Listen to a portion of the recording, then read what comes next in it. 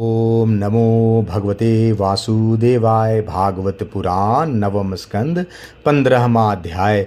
ऋचिक, जमदग्नि और परशुराम जी का चरित्र।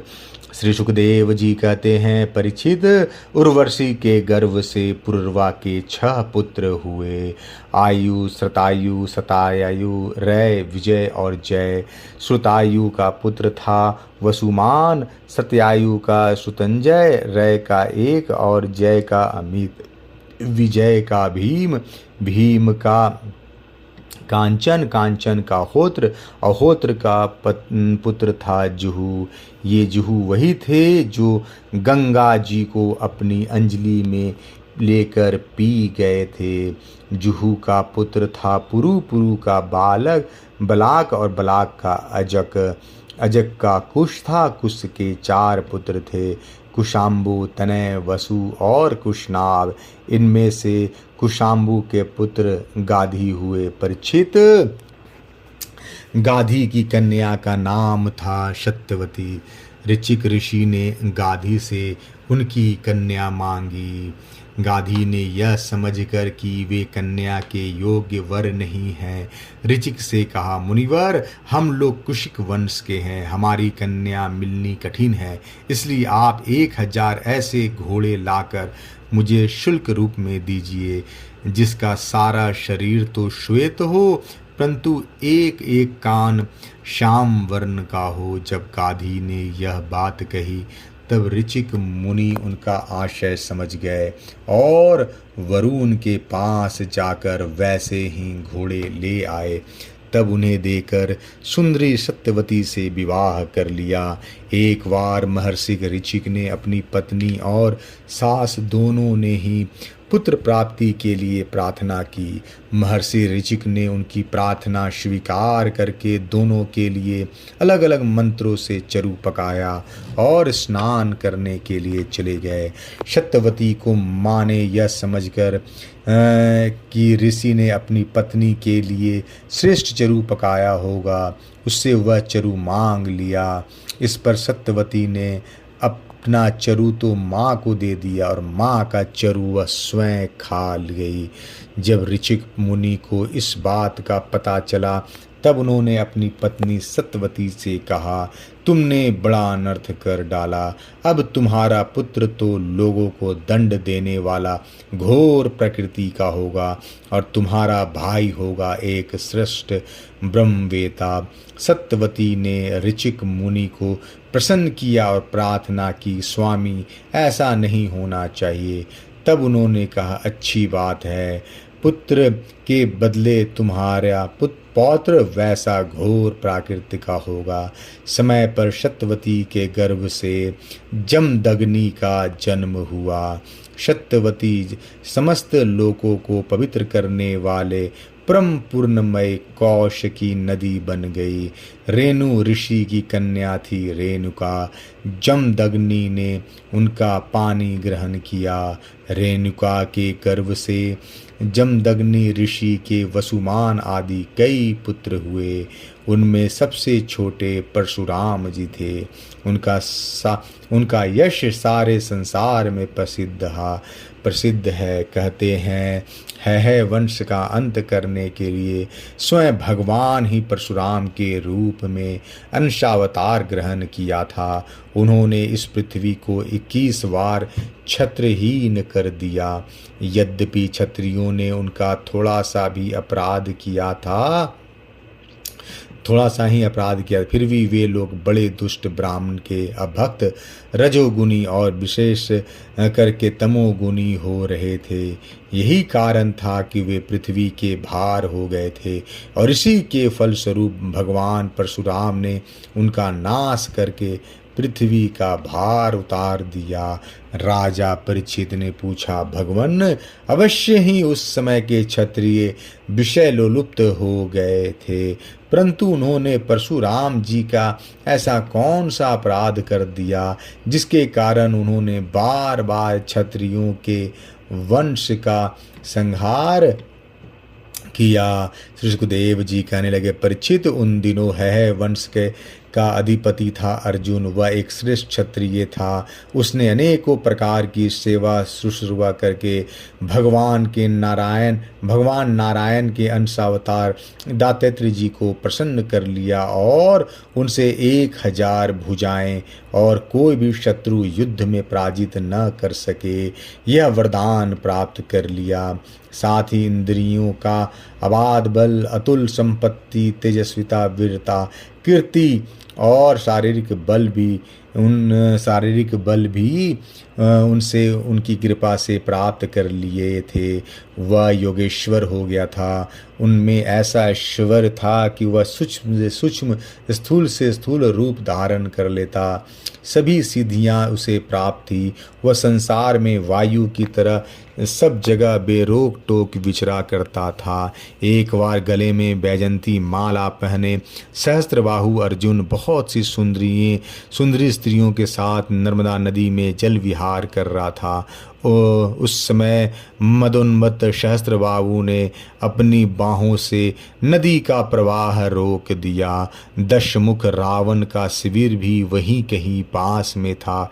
नदी की धारा उल्टी बहने लगी जिससे उसका शिविर डूबने लगा। रावण अपने को बहुत बड़ा वीर तो मानता ही था, इसलिए सहस्त्र अर्जुन का यह पराक्रम उससे सहन नहीं हुआ। जब रावण सहस्त्रबाहु अर्जुन के पास जाकर बुरा भला कहने लगा, तब उसने स्त्रियों के सामने ही खेल खेल में रावण को पकड़ लिया और अपनी राजधानी महिष्मती ले जाकर बंदर के समान कैद कर लिया। पीछे पुलत्स्य जी के कहने से सहस्त्रबाहु ने रावण को छोड़ दिया। एक दिन सहस्त्रबाहु अर्जुन शिकार खेलने के लिए बड़े घोर जंगल में निकल गया था। दैववश वह जमदग्नि के मुनि के आश्रम में जा पहुंचा।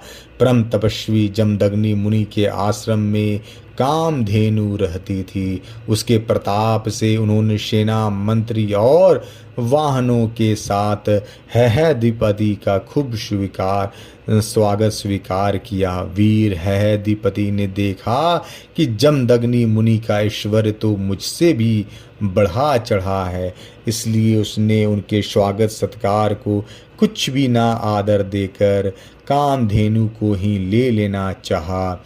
उसने अभिमानवश जमदग्नि मुनि से मांगा तो नहीं, अपने सेवकों की आज्ञा दी कि कामधेनु को छीन ले चलो। उसकी आज्ञा से उसके सेवक बछड़ों के साथ बाँ बाँ डकारती हुई कामधेनु को बलपूर्वक महिष्मतीपुर ले गए। जब वे सब चले गए तब परशुराम जी आश्रम पर आए और उसकी दुष्टता का वृतांत सुनकर चोट खाए हुए सांप की तरह क्रोध से तिलमिला उठे। वे अपना भयंकर फरसा, तरकश, ढाल एवं धनुष लेकर बड़े वेग से उनके पीछे दौड़े, जैसे कोई किसी से न दबने वाला सी हाथी पर टूट पड़े। सहस्त्रबाहु अर्जुन अभी अपने नगर में प्रवेश ही कर रहा था कि उसने देखा परशुराम जी महाराज बड़े वेग से उसी की ओर झपटे आ रहे हैं। उनकी बड़ी विलक्षण झांकी थी। वे हाथ में धनुष्यबाण और फरसा लिए हुए थे, शरीर पर काला मृग चर्म धारण किए हुए थे और उनकी जटाएं सूर्य की किरणों से चमक रही थी। उन्हें देखते ही उसने गदा, खड्ग, बाण, सृष्टि, शतघी और शक्ति आदि आयुधों से सुसज्जित एवं हाथी, घोड़े, रथ और पदातियों से युक्त अत्यंत भयंकर 17 अक्षौहिणी सेना भेजी। भगवान परशुराम ने बात ही बात में अकेले ही उस सारी सेना को नष्ट कर दिया। भगवान परशुराम जी की गति मन और वायु के समान थी। बस वे शत्रु के सेना को काटते ही जा रहे थे। जहाँ जहाँ वे उनके फरसे का प्रहार करते, वहाँ वहाँ सारथी और वाहनों के साथ बड़े बड़े वीरों की बाहें, जांघें और कंधे कट कट कर पृथ्वी पर गिरते जाते थे। है आधिपति अर्जुन ने देखा कि मेरी सेना के सैनिक और उनके धनुष, ध्वजाएं और ढाल भगवान परशुराम जी के फरसे और बाणों से कट कट कर खून से लथपथ रणभूमि में गिर गए हैं। तब उसे बड़ा क्रोध आया और वह स्वयं भिड़ने के लिए आ धमका। उसने एक साथ ही अपने 1000 भुजाओं से 500 धनुषों पर वाण चढ़ाए और परशुराम जी पर छोड़े। परंतु परशुराम जी तो समस्त शस्त्रधारियों के शिरोमणि थे ठहरे। उन्होंने अपने एक धनुष से छोड़े हुए वाणों से एक साथ सबको काट डाला। अब हयाधिपति अपने हाथों से पहाड़ और पेड़ उखाड़कर बड़े वेग से युद्ध भूमि में परशुराम जी की ओर झपटा, परंतु परशुराम जी ने अपनी तीखी धार वाले फरसे से बड़े फुर्ती के साथ उसकी सांपों के समान भुजाएं काट डाली। जब उनकी बाहें कट गई तब उन्होंने पहाड़ की चोटी से की तरह उसका ऊंचा सिर धड़ से अलग कर दिया। पिता के मर जाने पर उसके 10,000 लड़के डर कर भग गए। परीक्षित विपक्षी वीरों के नाशक परशुराम जी ने बछड़े के साथ कामधेनु लौटा ली।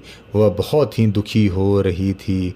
उन्होंने उसे अपने आश्रम पर लाकर पिताजी को सौंप दिया और महेशमती में सहस्त्रबाहु ने और उन्होंने जो कुछ किया था सब अपने पिताजी तथा भाइयों को कह सुनाया। जब सब कुछ सुनकर जमदग्नि मुनि ने कहा, हाय हाय परशुराम, तुमने बड़ा पाप किया। राम राम, तुम बड़े वीर हो, परंतु सर्वदेव में नरदेव का तुमने व्यर्थ ही वध किया। बेटा, हम लोग ब्राह्मण हैं, क्षमा के प्रभाव से ही हम संसार में पूजनीय हुए हैं। और तो क्या, सबके दादा ब्रह्मा जी भी क्षमा के बल से ही ब्रह्म पद को प्राप्त हुए हैं। ब्राह्मणों की शोभा क्षमा के द्वारा ही सूर्यों के प्रभा के समान चमक उठती है। सर्वशक्तिमान भगवान श्री हरि भी क्षमावानों पर ही शीघ्र प्रसन्न होते हैं। बेटा, सार्वभौम राजा का वध ब्राह्मणों की हत्या से भी बढ़कर है। जाओ, भगवान की स्मरण करते हुए तीर्थों का सेवन करके अपने पापों को धो डालो। 15वां अध्याय समाप्त। जय श्री कृष्ण।